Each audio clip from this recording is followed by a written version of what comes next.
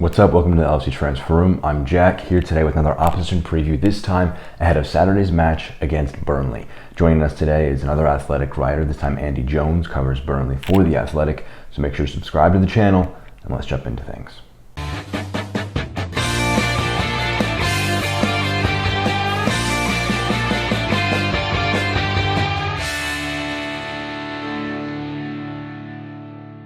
Off the back of a 3-0 win against Norwich, Liverpool find themselves in the top three of the league, while Burnley, who took a 1-0 lead in their debut match against Brighton, fell to a 2-1 defeat to find themselves in the bottom half of the table, heading into the match again at Anfield on Saturday.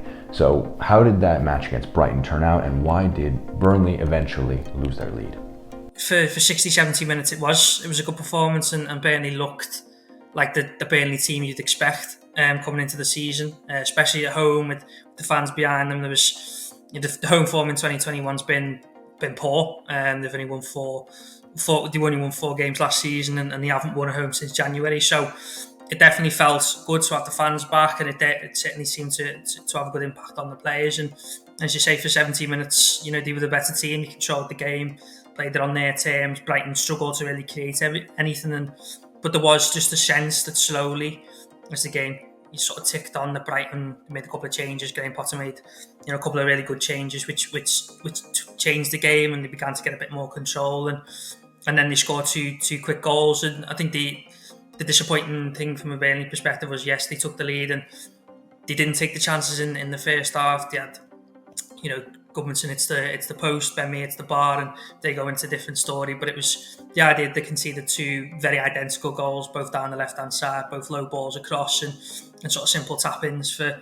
Mopé and McAllister. So yeah, it was a weird one in that you come away from the game and it was sort of, how did they draw? Not just whether they should have won the game, never mind draw it, never mind lose it. As Eddie mentioned, both of the goals in the match came on the right-hand side of the Brighton attack, left-hand side of the Burnley defence. So with Trent Alexander-Arnold, Mohamed Salah on the right-hand side of Liverpool's attack, maybe it's a potential side to exploit for Liverpool.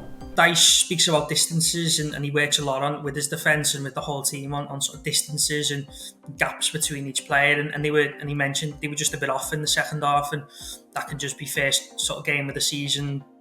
Bit of rust really, and you'd have the pre-season, but Premier League's a different level, different intensity, and yeah, it was just a case of Brighton were able to, with the system, just overload that side and sort of create two identical scenarios with Charlie Taylor sort of tucked in a little bit too much and Dwight McNeil not quite on the cover. Burnley are known for their defensive solidity, but how does Sean Dyche have Burnley lining up heading into the match on Saturday?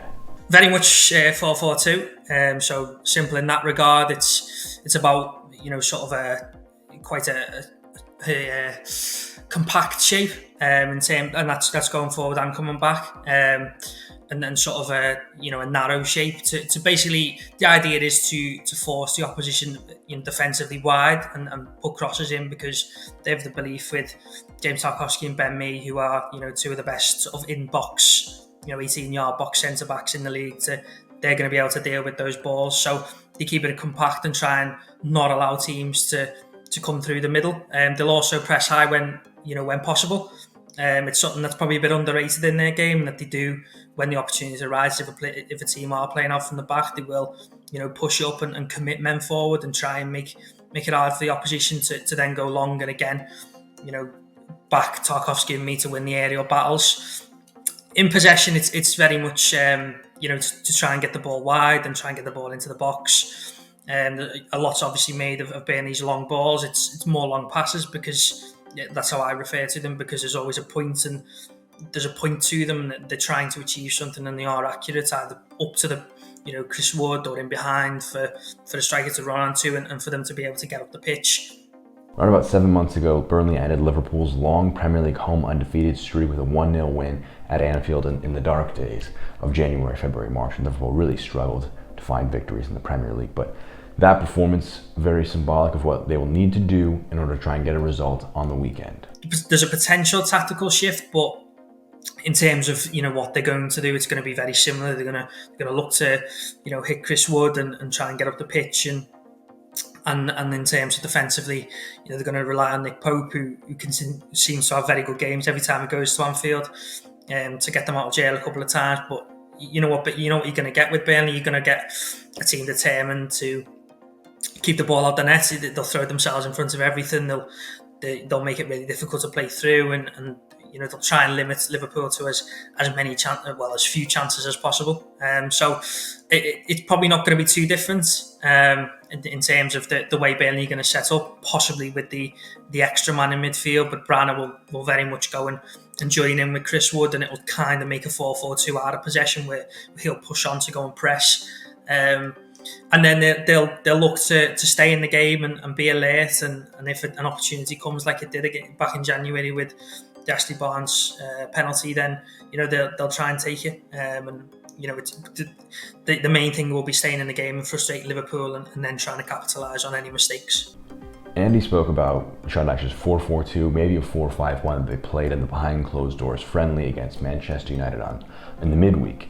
Liverpool will likely line up with a very similar 4-3-3 formation like how they did against Norwich. The midfield trio was James Milner, Naby Keita, and Alex Oxlade-Chamberlain. I have the number 6 because I don't have a 15 token. Maybe Thiago after appearing for 80 minutes, I believe, in that match against Aston Villa behind closed doors. Maybe he could make an appearance for his first appearance of the season. As he mentioned, though, a lot of potential on the right-hand side, with that being an area of the spacing being a bit off there in their first match. Was it rust? Maybe, but Liverpool will definitely try and exploit it with the Egyptian after his 1-goal, 2-assist performance against Norwich.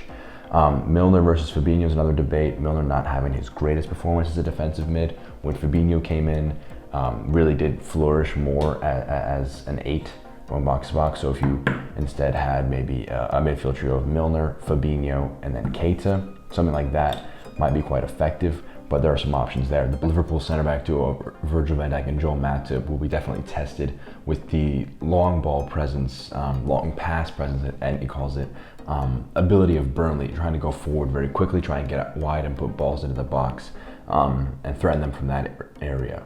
The key for success for Liverpool is being able to progress to the middle of the field with Tarkowski and me at centre back pairing, trying to put balls in from out wide from Trent Alexander-Arnold or Kostas Tsimikas.